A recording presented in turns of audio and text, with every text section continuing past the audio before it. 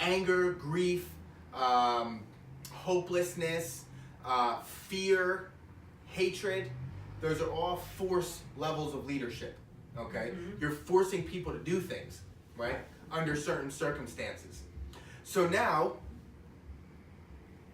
we look at the age that we're in now, right? We've surpassed this age of industrialism, and now we're in the age of technology.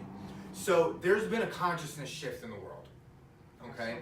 And in this book, it's been documented that courage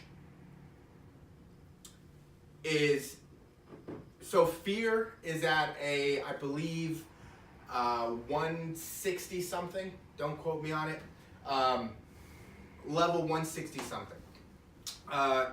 Courage is level 200, and anything over 200 is leading from a place of power, where people want to follow you.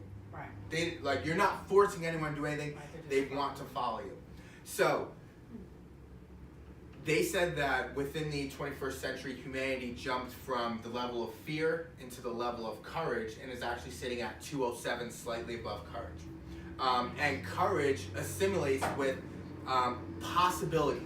So people are now noticing as a mass that, hey, other things are possible, where, let's say 50 years ago, hey, this is how we do it. We don't look left, we don't look right, we always did it this way, and that's what we do.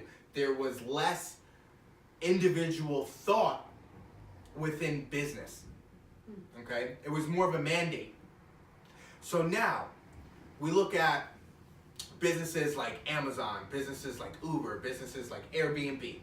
They have creatively found solutions to problems within the marketplace. Airbnb, they're disrupting a multi-billion-dollar company, the hotel industry. Okay, I think Airbnb is like one point something billion last year, something like that. So as this consciousness shift is happening,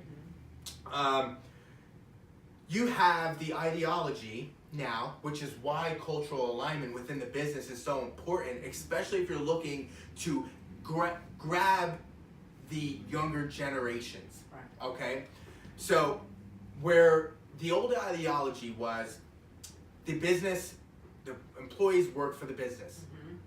Now, there's a word called conscious capitalism.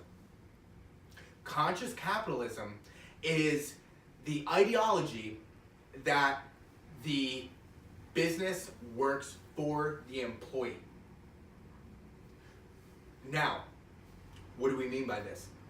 Well, in order to lower attrition, we must give value into our employees. Let's take a look at Keller Williams, right? Keller Williams, when, I won't go into his whole story, but the gist of it was, he got his real estate license, worked for a brokerage. The brokerage was just taking, all of his money, his hard-earned money. He's out there, promoting what he's doing, putting himself out there, and this business is just taking it all from him. And he can't get up. He can't get a leg up. He's like, this is absurd. He created Keller Williams Realty. Now, if no one's familiar with Keller Williams Realty, the way their business model works, win-win or no deal. Either the business and the employee wins, or there's no deal. Now, the way that they did this was, they offered a program called Profit Share. Each Keller Williams agent, when they hit a certain point, they're able to get profit share in the business. So, now that profit share is a check that comes to them every month like a bonus. Right. Out of the business. So Keller Williams split their business up and put the power of the business into the employees' hands. So now, what does this do? The employees have a sense of purpose. Right. The employees are out there working hard on the business because they're working hard for themselves. Right. Okay? It's a whole different mind shift. It's a whole different mind shift. And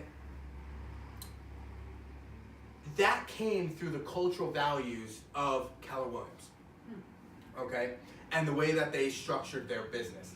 So that is one large example, other than, you know, I'll leave out a couple, Google, things like that, that are shifting the workplace. You know, if you were to ask, you know, a kid, hey, where would you want to go work?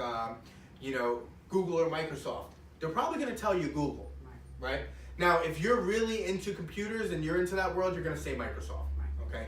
But from the surface, Google has cultivated a culture that is inviting, that is friendly, that is proactive, and that delivers value into the employees. All right, so let's jump back to Keller Williams.